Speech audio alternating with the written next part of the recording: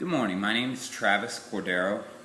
I'm a professional personal trainer and have been for many years. I've been in the gym all my life. I've had 3 neurosurgeries. I have a brain tumor, which allows me not to play physical activities and sports like everybody else, but I learned to develop my body and my brain using bilateral symmetry, connecting both sides of my brain to my body. And that's what we're going to talk about today, is cross-body correlation and how the occipital region of your neck attaches to the lats, attaches to the glutes, attaches to the way that you shift your weight. When I'm on the ski hill, I look one way and I turn my body the other and my body shifts. When I'm dancing, I put weight on one foot and I hear rhythm in the other ear. We start to get connections through the body by learning how to balance it. In our school systems today, yoga is not readily practiced, martial arts aren't taught, bilateral movements in general in America are lacking. That means that in other countries and other places around the world, we use education differently than the way that we've trained the brain here in the United States. American sports are typically isolateral. Even something as simple as swimming typically turns the head only to one side. Soccer, you plant one foot, you kick with the other. Baseball, you catch with one, you throw with the other. I've been dealing with injuries all my life, not mine, because I've typically learned how to avoid injuries, but correcting other people's injuries and teaching them how to fix their bodies has been my living for a long time now. And I'm about at the point now where I feel like giving away some information might be the best way to teach people that we need to start changing the way we think. When it comes to cross-body correlation and teaching the brain that there is a center, whether at the solar plexus for men or at the hips for women, we have to learn how to coordinate through hand-eye coordination, peripheral sensory, balance, and unbalanced situations. Most people don't put their body into unbalanced situations to get stronger because they're scared of the unbalanced situation. But we know that the only way to really train the brain is to allow our body to find its center on its own, whether with weight or without weight, against gravity, or in a position where you can find a center in all 3 planes. Now, when I talk about all 3 planes, I'm not going to go real, I don't want to make this difficult. I want to keep it simple, stupid. We talk about how to walk forwards and walk backwards and walk sideways and jump and lift our arms. Those are important movements for us as humans. Some of us have forgotten how to. Most of us sit in a chair all day long, tightening certain muscles, causing lordosis or kyphosis, which are basically imbalances in the body that we can prevent through stretching and activating opposing muscle groups.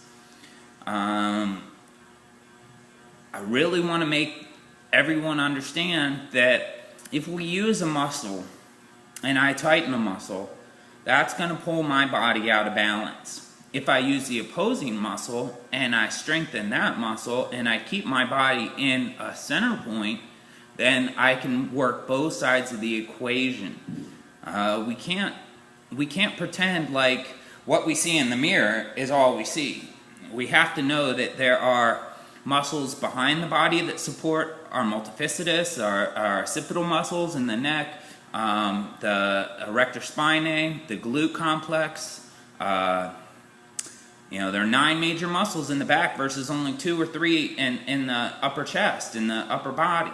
We don't want to build imbalances. We want to build the body evenly and symmetrically so that as we're working with life, life doesn't affect us the way that gravity would have had we not learned balance, had we not learned to carry our weight with confidence and structure our body so that our joints aren't at risk, so that our vertebrae is not what we call compressed.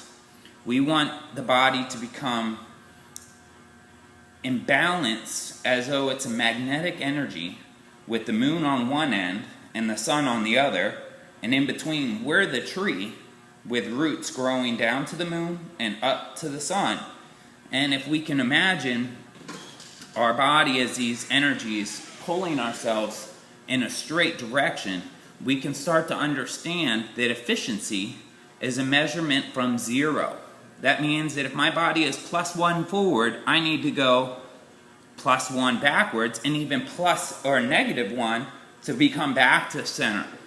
We don't have the time to sit here and continue to correct isolateral sports the rest of our lives. I can be a professional trainer and pay you for not learning this stuff, or you can pay me for not learning this stuff, but I'd rather you learn that imbalances are going to create injuries. Injuries are going to create pain, and if you don't fix them before it becomes too late, it becomes chronic, and you'll be at mercy of pharmacies and doctors who only care about prescribing you something to fix your problems and not fix your problem from where it really started, which was an education that you missed. And we all need to learn lessons. We're learning lessons every day. Cross-body coordination means that if I step forward with one foot, my body shifts weight and centers differently. Now, if I do that on the other side, I start to develop the other side of the body the same way that I did this side of the body. Very simple. If I dance to this side, I move to this side. In Taekwondo, if I punch to this side, I punch to this side. In Tai Chi, I watch my hand go this way, and in Tai Chi, I watch my hand go this way. In Qigong, I watch my hands go this way, and I watch my hands go this way.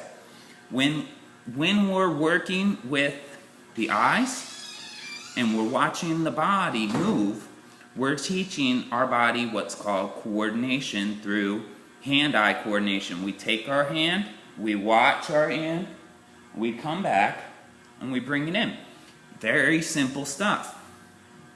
But are we overcomplicating things by ignoring teachings that have been thousands of years old and, thinking that football might be the way that we want to raise our children, or that baseball is the ultimate answer to getting our kids through college? I don't think so. Personally, I've worked with plenty of 40-year-old, 50-year-old men, lawyers, judges, didn't make it in professional sports, but certainly took the time to screw up their body enough that, their later years have been sacrificed for it. I don't want to see that happen to my children. I don't want to see it happen to your children. Education's a way that we prevent this.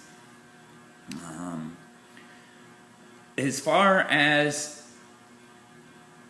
why you haven't heard about cross-body coordination, strengthening these muscles, and teaching things, a lot of knowledge and a lot of education's been kept from you just because people didn't get the connections. String theorists say, we are a vibrational energy.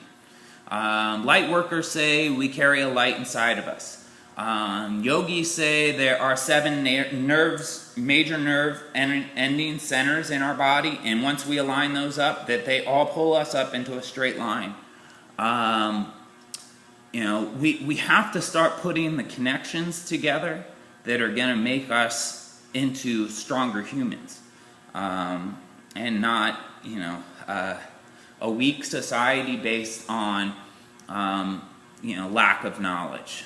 My goal really becomes one where giving away everything I learned is about helping people rather than holding back and trying to capitalize on their ignorance. And I think that most of us don't know that we don't know that we haven't been taught the right way to balance our bodies.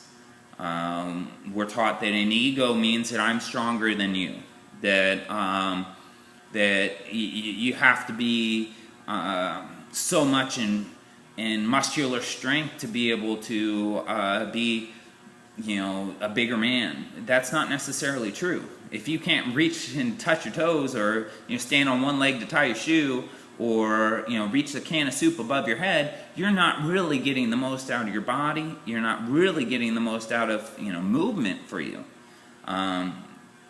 This is our goal. this is video 1 of my series, just me talking about what I think you need to be learning and what I've learned.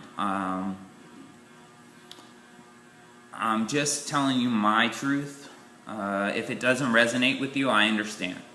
And certainly, you know, other sources are out there to educate you about your body.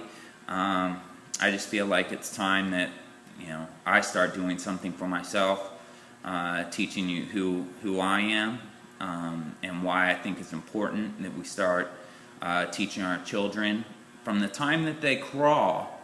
You know, we start getting ego. We start saying, okay, we want them to walk faster.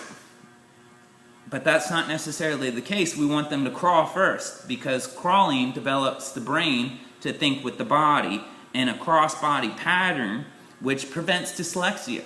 Most people don't know that. You know, when you start connecting the body this way first as a movement, then we can learn to walk.